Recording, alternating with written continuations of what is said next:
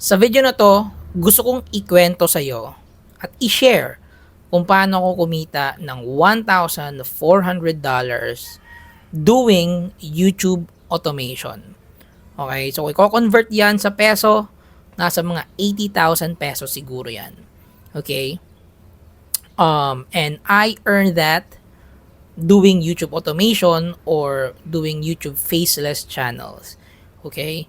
Totoo, pwede ka talagang pumaldo sa YouTube automation. Okay? Sa mga hindi pa nakakilala sa akin, ako nga pala si Deether. Matagal na ako nag-YouTube, almost a decade na, and matagal ko nang ginagawa yung YouTube automation. And yung i-share ko sa iyo ngayon, wherein ito kumita ako ng 80,000 pesos, recently lang nangyari ito. Okay? And dito sa video na to, ikukwento ko sa iyo kung paano ko siya ginawa. Like parang nag-uusap lang tayo. Like genuinely, a genuine conversation. Okay? Yan ang goal ko sa video na to. Okay? Ikukwento ko lang talaga kung paano ko siya ginawa. Anyways, simulan na natin. So, ang unang gusto kong sabihin sa iyo is paano ko nahanap yung niche. Sa YouTube automation kasi, importante ang niche. Okay? Ang niche research. Yan yung dapat mong unahin. Bakit? Kasi kapag yung niche na napili mo saturated na, hindi yan maganda or hindi ka kikita sa channel mo. Okay? Napipiyok pa, no? Anyways, pag pangit yung niche na napasukan mo sa YouTube automation mo, hindi ka kikita ka talaga. Okay? Mahihirapan kang kumita. Kasi marami ang competition. Okay? Marami na kasi, dati kasi, wala masyadong gumagawa ng YouTube automation. Pero ngayon, sobrang dami na. So, magkaka-competition ka talaga. And, mahirap kang magka-views or magka-subscribers pag marami yung competition mo. Okay?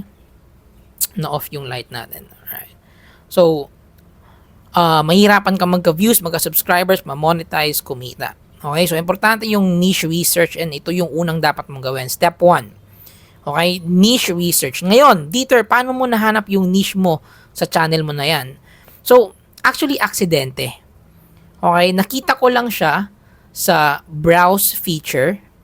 Okay? Kasi nanonood ako ng mga YouTube videos. So, nakita ko lang na may isang channel na nagkakaroon ng views yung mga videos niya kahit konti pa lang yung subscriber niya.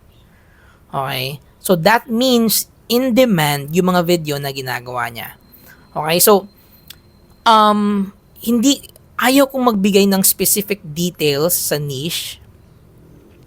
Kasi kapag nagbigay ako ng specific, like ibabahagi ko yung niche ko, magkakaroon ako ng competition. Okay?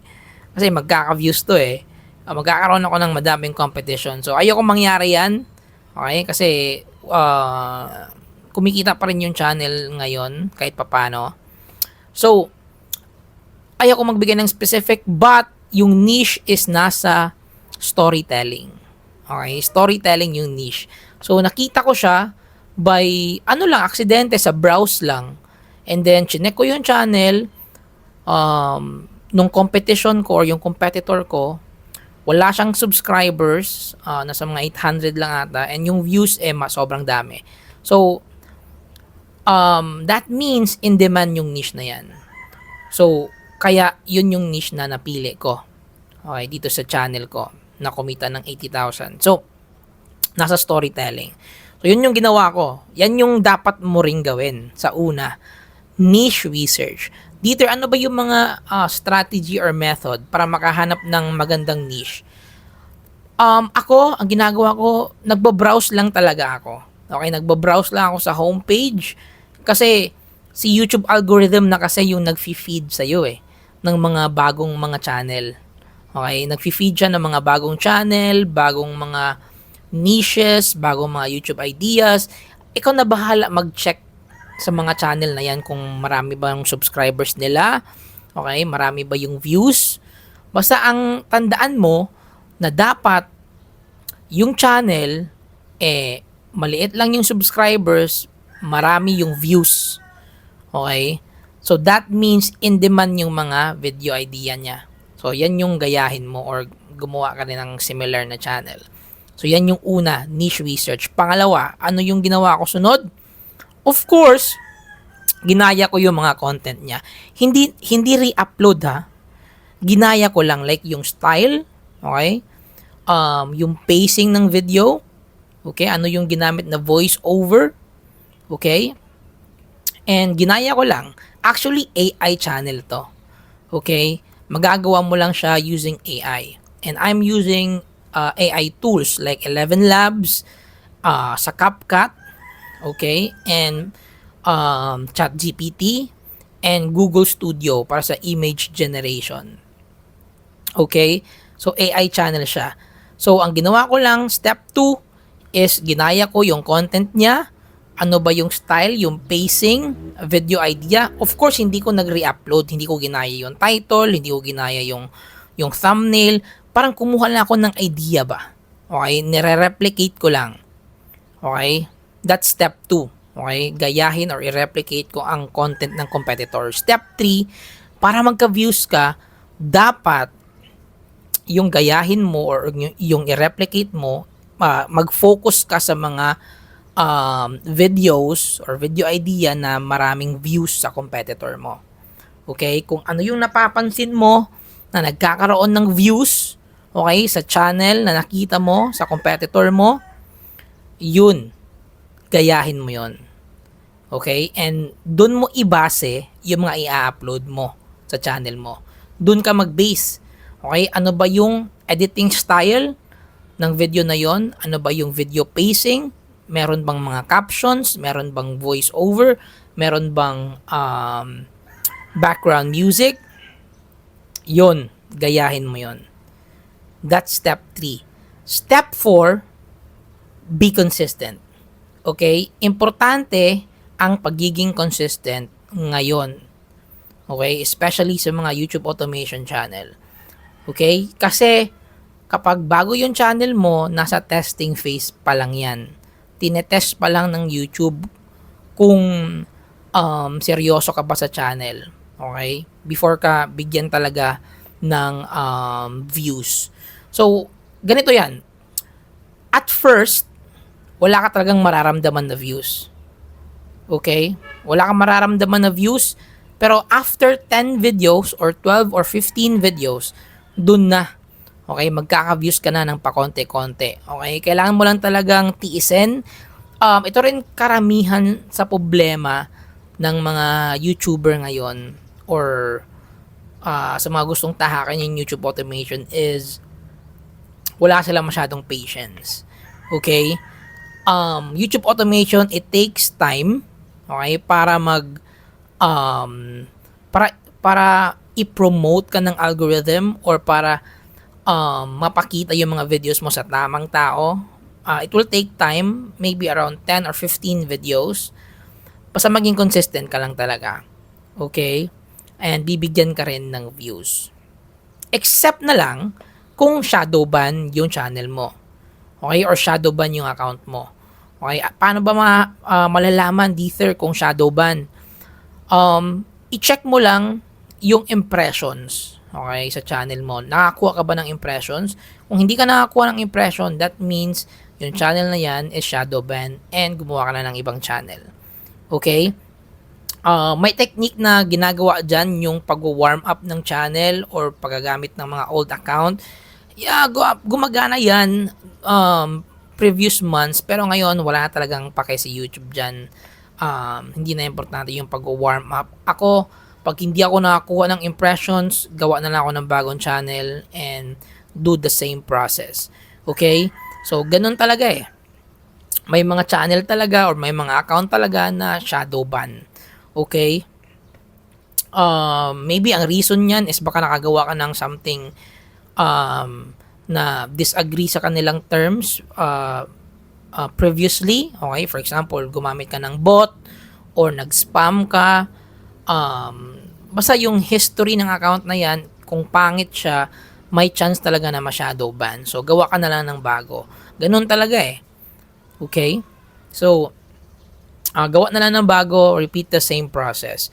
Okay, wala ka talagang magagawa dyan. Pag wala ka nakukuhang impression, that means the account is shadow ban. Okay, so pabayaan mo na, gumawa ka na ng iba. Ganun lang kasimple. Okay, ganun ko lang siya ginagawa. Okay? Kasi, sayang din oras eh.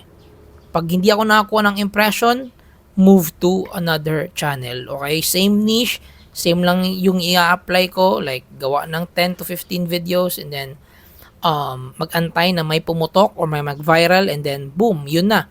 Ma-monetize ka na yan. Okay? So, ganito yung nangyari sa channel. Pag may nahanap na akong niche, nakita ko sa browse, chinek ko yung competitor, nakita ko 800 lang yung subscribers, yung mga videos niya nagkakaroon ng views. I think yung na-upload na videos is mga 10 lang siguro, 10 videos. So, bago pa yung channel na nagawa, nagkakaroon na ng maraming views. So, naisip ko na gumawa din ako ng ganito. Okay? So, I will compete sa channel. So, nag-compete ako, gumawa ako ng mas better content. So, then nagkaroon din ako ng views. And then pagkatapos niyan, mas maganda yung content ko. So, mas nakakuha ko ng mas maraming views. And na-monetize ako maybe 1 month and a half. So, na-monetize ako and then kumita ako ng around maybe $20-30 per day sa channel or maybe more. So, yun. And then, na-monetize yung channel. Ganun lang kasimple. Okay? Dapat talaga makahanap ka lang ng solid na niche. Okay? Solid na competitor and just replicate what the competitor is doing. Because if it's already working, it will work. Okay? So, don't try to, gumawa ng, marami kasi nagsasabi na gusto kong maging unique. Gusto kong gumawa ng sarili kong niche. Mahirap yan gawin dito ngayon sa YouTube. Okay? Because si YouTube ngayon nagfo-focus sa mga tao. Okay? YouTube now focuses on people. Wala siyang pake sa mga creators kung ano yung gusto nyong i-upload. Si YouTube kung ano yung in-demand na topic, in-demand na video, yan yung ipupush niya. For example, kung yung video ngayon is for example, kung i-compare mo yung PBA sa NBA, okay? Kung yung NBA ang may maraming views, doon ka dapat sa NBA. Okay? Kasi walang pake sa YouTube sa PBA. Kung, for example, gusto ko mag-upload ng PBA kasi fan ako ng PBA. Pero si YouTube, wala siyang pake dyan eh. NBA yung gusto niya kasi NBA yung pinapanood ng mas marami, yung in-demand. So, yung mga videos na all about NBA, yun yung bibigyan niya ng views. Wala siyang pake sa PBA, okay? So, ganon. Ganon si YouTube ngayon. Si YouTube ngayon is for the people and for the in-demand topic or video idea. Okay? Ganon ngayon laruin yung YouTube automation. Okay? So, that's it for this video. I hope may natutunan ka. Kung meron kang tanong, i-comment mo lang sa baba. And sa mga taong nagsasabi na hindi totoo yung YouTube automation, yes, totoo po siya. Okay? Marami ang kumikita sa YouTube automation. Isa na ako doon. Although, mahigpit na ngayon kasi medyo may maraming nata-terminate dahil sa mga AI na mga videos. But, still, it's still profitable. Marami pa rin gumagawa and marami pa rin yung kumikita. So, yeah. Comment ka lang sa baba kung merong tanong. Kung gusto mo yung mga ganitong klaseng video wherein I just, share my experience and do whatever, okay? Just a raw footage, just, sharing what I experience. Okay? Ganun lang. Parang genuine lang talaga. Okay? So, mahalata mo talaga na eto lang talaga yung ginawa ko ba. Okay? So, anyways, meron din ako pinapakitang mga screenshots para, proof. So yeah, yun lang sa video na to. Maraming salamat sa panunood. Comment ka sa baba and I'll see you on the next one.